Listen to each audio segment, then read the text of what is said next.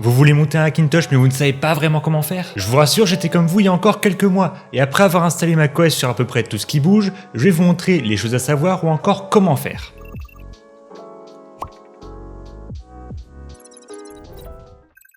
Vous vous doutez bien que je ne vais pas juste vous expliquer comment on met macOS sur une surface, ce ne serait pas très utile. Dans cette vidéo, je vais vous expliquer dans les grandes lignes comment fonctionne un Hackintosh, comment en faire un, ou encore toutes les choses à savoir avant de vous lancer. Ce ne sera donc pas un tuto montrant précisément comment faire, pour ça je vous mets un lien en fichier en description. Si on reprend la définition Wikipédia, faire un Hackintosh est le fait d'installer macOS sur une machine non homologuée par Apple. Mais je vais aller encore plus loin en disant que faire un Hackintosh est le fait d'installer macOS sur une machine non prévue pour. Donc globalement dès qu'on étend de l'installation, que ce soit avec des patchs voire avec un bootloader alternatif comme OpenCore, j'en parlerai plus tard. Partant donc de ces définitions un peu modifiées, installer une version de macOS sur un appareil Apple non compatible, c'est un Hackintosh. J'ai donc fait un Hackintosh sur mon iMac de fin 2009. La dernière version de macOS supportée officiellement par Apple sur cet appareil est la version 10.13 High Sierra sortie en septembre 2017. Je vous affiche l'historique des versions de macOS pour vous aider dans la suite de la vidéo. Me rendant compte que peu d'applications étaient encore compatibles et pour tester les nouvelles fonctionnalités, j'ai essayé d'installer les versions suivantes de macOS. Pour les deux versions suivantes, c'est-à-dire Mojave et Catalina, rien à dire, on a l'impression que l'appareil est officiellement supporté. Ça se faisait encore avec les pages de DOS-UD 1, donc assez simple et discret. C'est à partir de Big Sur et Monterey que les problèmes commencent. Outre le fait qu'on commence à utiliser OpenCore, donc un bootloader alternatif comme un vrai Hackintosh, le système commence à être lent et à avoir occasionnellement des bugs graphiques et une fluidité discutable. C'est encore utilisable mais on commence à entrevoir les limites du Core de Duo. Et sur Ventura, mon appareil n'est pas pris en charge, mes Effect ne fonctionne pas sauf en grugeant avec un hub USB et les bugs graphiques sont encore plus présents. Moralité, n'utilisez pas la dernière version de macOS sur un Mac non compatible, il faut savoir viser le juste milieu, c'est donc pour ça que je suis resté sur Catalina. Bon et maintenant ça donne quoi sur des vrais PC sans pomme dessus? On va commencer par ce qui est le plus attendu, je pense, macOS sur ma Surface Pro 3. La version maximum supportée est Monterey. J'ai essayé par différents moyens d'installer Ventura, en vain. Le tactile ne fonctionne pas, ce qui est bien dommage. En fait, je verrais plus un iPadOS dessus plutôt qu'un macOS. Mais également le gros point noir, la carte Wi-Fi n'est pas supportée, ce qui est un petit peu con pour une Surface. En fait, la carte est une Marvel Avastar assez peu répandue, donc forcément jamais présente sur les appareils Apple. Et j'ai regardé, c'est la même chose pour la plupart des Surfaces. Sur mon deuxième PC portable, j'ai testé il y a très longtemps et globalement rien ne marchait. J'aimerais bien le retester maintenant vu que je m'y connais bien plus en Hackintosh, mais j'ai passé le PC à un ami. Sur mon PC portable principal, je ne l'ai pas testé parce que la puce graphique de mon Ryzen n'est pas prise en charge. Sur mon troisième PC fixe, globalement, ça marche bien même sur Ventura. Le seul problème vient encore une fois de la carte Wi-Fi. Quand elle est branchée, macOS s'arrête correctement mais le PC reste allumé. Le problème a été résolu après le mappage de mes ports USB, on en reparle après. Sur mon deuxième PC fixe avec un processeur AMD, j'ai très peu testé, mais pour avoir testé la version High Sierra, ça a l'air de bien fonctionner. Et enfin, sur mon PC principal, hormis quelques problèmes à l'installation qui ont été réglés via des mises à jour, je ne rencontre aucun problème avec Ventura, idem pour mon Windows en dual boot. A noter que ça marche très bien sans compatibilité BIOS et avec la puce TPM activée, pratique quand on a Windows 11 à côté. Il faut juste désactiver le démarrage sécurisé ou Secure Boot. Et du coup, après toutes ces tentatives, qu'est-ce que j'en pense de macOS ?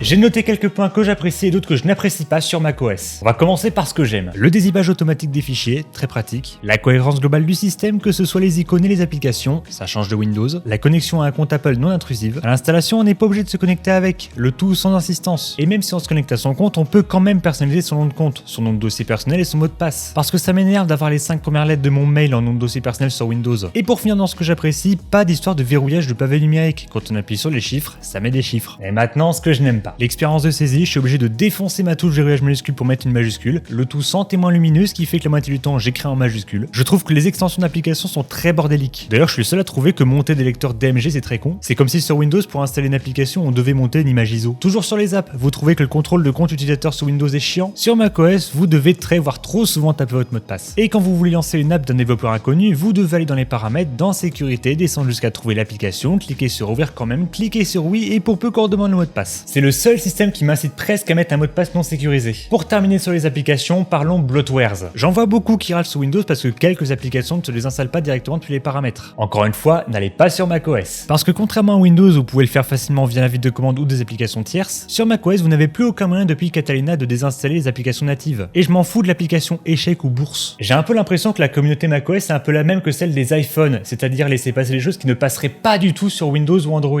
Et on termine ces défauts avec un détail. J'ai mis un fond d'écran dynamique qui change en fonction de l'heure, mais ce que je ne savais pas, c'est que si vous avez mis le mode sombre uniquement, vous aurez uniquement le fond d'écran nuit. Question toute bête, pourquoi rien ne m'a dit que les deux ne vont pas ensemble? Conclusion, ce n'est pas mieux, ce n'est pas pire, c'est juste une façon de penser différente. Et comme j'ai déjà dit, après, penser différemment ne veut pas forcément dire mieux penser. Et maintenant, passons à tout ce qu'il faut savoir avant de se lancer dans l'aventure.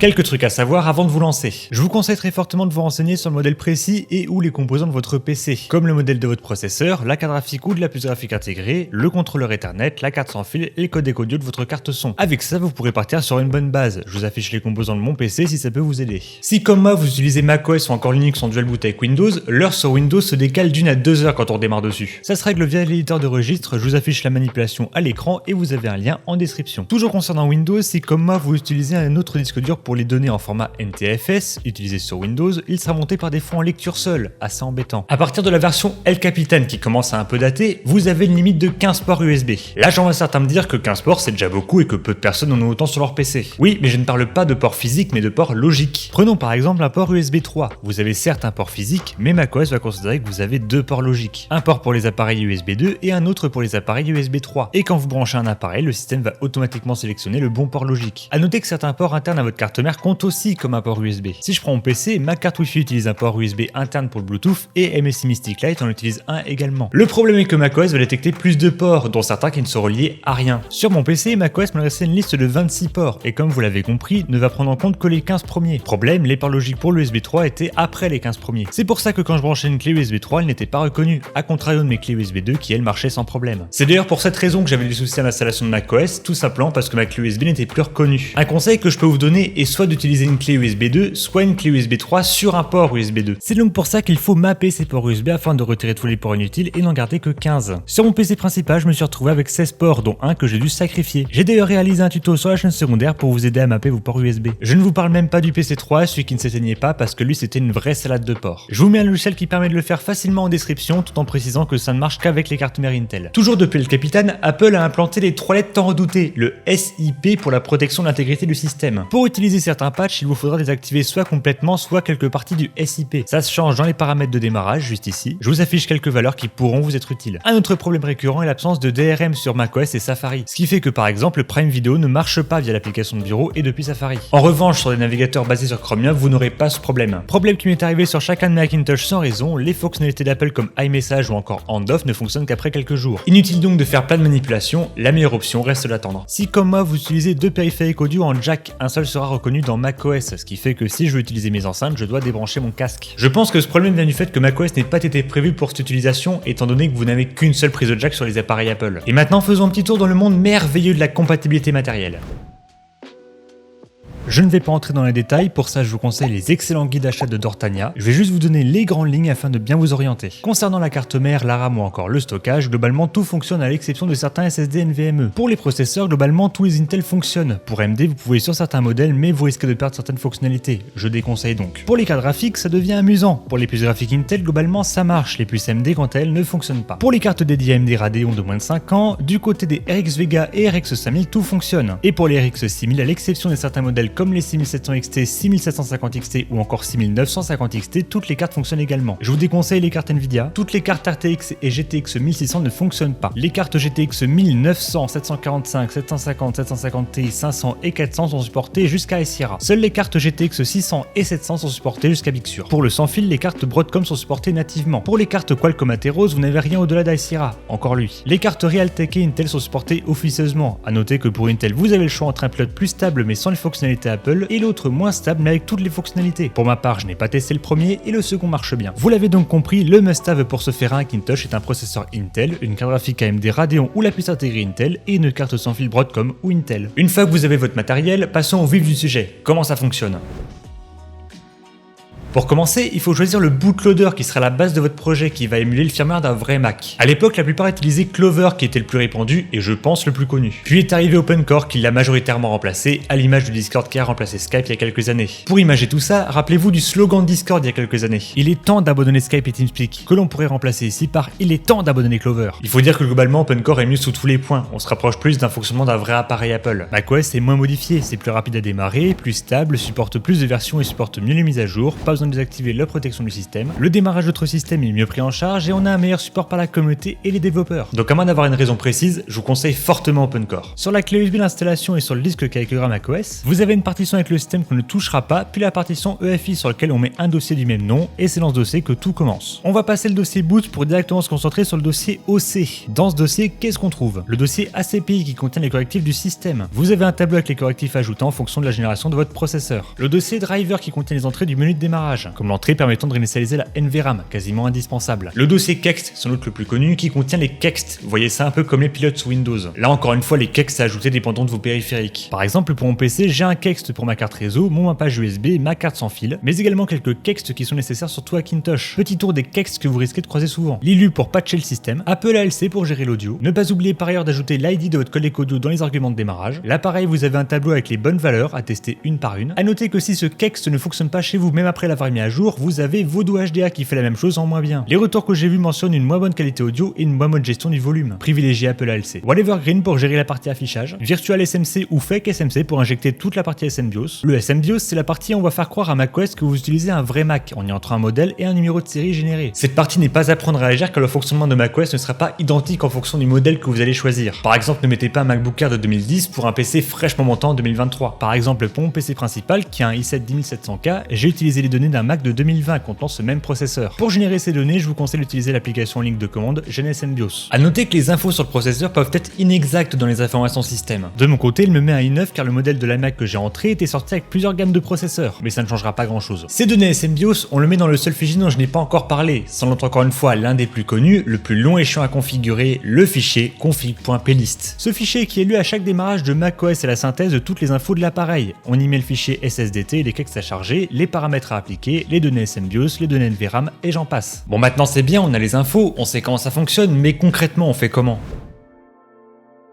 Sans surprise, une grande partie sera de lire de la documentation, RTFM comme on dit. Et pour ça, je ne peux que vous conseiller l'excellent guide OpenCore de Dortania. Du guide d'achat de votre carte graphique jusqu'aux résolutions des erreurs de démarrage, vous trouverez tout. Pour moi, vous avez 3 façons de faire un Hackintosh, de la meilleure à la moins bonne. La première, vous faites tout à la main. Pour le coup, vous aurez un EFI optimisé aux petits oignons pour votre configuration. Le problème, c'est qu'il faut avoir les compétences et surtout beaucoup de temps. La deuxième, et c'est celle que j'utilise personnellement, c'est de chercher les EFI sur GitHub et éventuellement les modifier pour que ça corresponde à votre configuration exacte. On n'y pense pas du premier coup, mais GitHub regorge d'énormément de dossiers EFI pour tout type de config. Et j'aimerais au travers de cette vidéo remercier tous ceux qui partagent le leur. Vous pouvez trouver 3 types de EFI du plus ou moins large. Les spécialement conçus pour votre modèle ou config de PC, ça c'est plus pour les PC de marque, c'est ce que j'ai fait pour ma Surface avec un EFI pour une Surface Pro 3 étant donné que la config est assez universelle. Dans ce cas, c'est du prêt à l'emploi. Ensuite, vous pouvez élargir à un ou plusieurs composants en commun comme votre processeur ou votre carte graphique. Dans ce cas, vous aurez éventuellement quelques ajustements à faire comme le mappage de vos ports USB. Par exemple, pour mon PC1, je suis parti d'un EFI pour un i7 10700K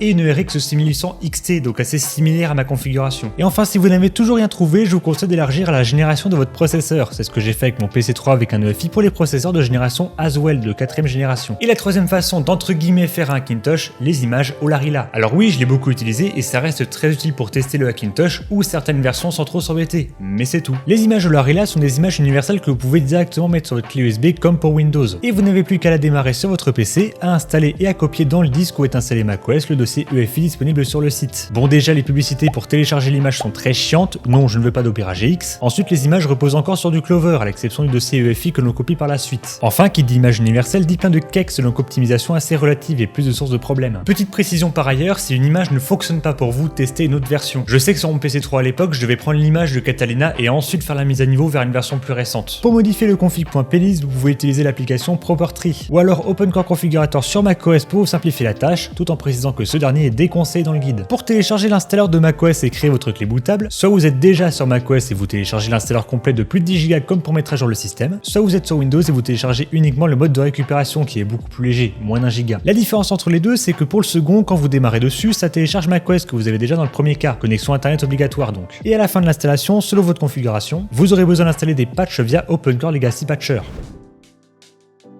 Et du coup, si ça ne marche pas, que faire? Je vais vous donner quelques trucs à essayer, que ce soit pour lancer l'installation, pendant l'installation ou après l'installation. Tout d'abord, si ce n'est pas déjà fait, je vous invite à activer le verbose pour pouvoir voir les erreurs. Très utile pour pouvoir chercher les solutions. Pour ce faire, il vous suffit d'ajouter -v dans les arguments de démarrage. Ensuite, réinitialiser la NVRAM règle souvent les soucis. Voyez ça comme le cache de votre PC. Je vous conseille d'ailleurs de la réinitialiser dès que vous modifiez le fichier config.plist afin de bien prendre en compte les modifications. Pour ce faire, faites espace dans le menu de démarrage d'OpenCore et choisissez Reset NVRAM. Si vous ne l'avez pas, il faut l'ajouter dans le dossier driver. Je vous invite à vous renseigner sur YouTube, vous trouverez plein de tutos. Si vous avez un sens interdit à la fin du verbose, il y a de fortes chances que le problème vienne de la cartographie USB. Vous savez, les 15 ports. En effet, si votre système ne reconnaît pas votre clé, il risque pas de démarrer. Pour corriger ce problème comme dit plus tôt, utilisez une clé USB 2 ou une clé USB 3 sur un port USB 2. Toujours à la fin du verbose, au démarrage de macOS, si votre écran devient noir, vérifiez bien vos arguments de démarrage. Je sais par exemple que pour les cartes AMD, il faut mettre cet argument. Autre problème qui m'est arrivé, si vous êtes en DisplayPort, branchez-vous en HDMI le temps de l'installation. Ensuite, pendant l'installation, si vous restez longtemps sur l'écran avec moins d'une minute restante pendant plusieurs minutes, rassurez-vous, c'est normal en particulier si vous avez un PC assez ancien. Bon, en revanche, si ça reste dessus plus d'une demi-heure, c'est que quelque chose doit clocher. Problème qui est arrivé sur mon iMac quand j'ai voulu mettre Ventura, si vos périphériques ne sont pas reconnus, branchez votre clavier et souris sur un hub USB.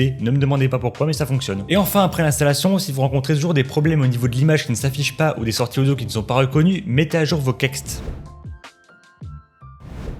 Bravo, vous êtes sur macOS. Si vous en êtes à cette étape-là et que tout fonctionne, vous pouvez apporter quelques touches de modification à OpenCore histoire de le rendre un peu plus esthétique. Bon, déjà, vous pouvez retirer le verbose et ainsi avoir un démarrage 100% Apple. Vous pouvez également modifier les entrées de démarrage ou l'entrée par défaut. Pour mon cas, il démarre sur Windows si je ne fais rien. Vous pouvez également ajouter un thème et des icônes à OpenCore via OpenCanopy. Pour ma part, j'ai voulu rester réaliste en laissant le thème d'un vrai Mac. Et enfin, vous pouvez ajouter un son de démarrage comme sur un vrai Mac encore une fois. Pour ma part, je l'ai pas fait.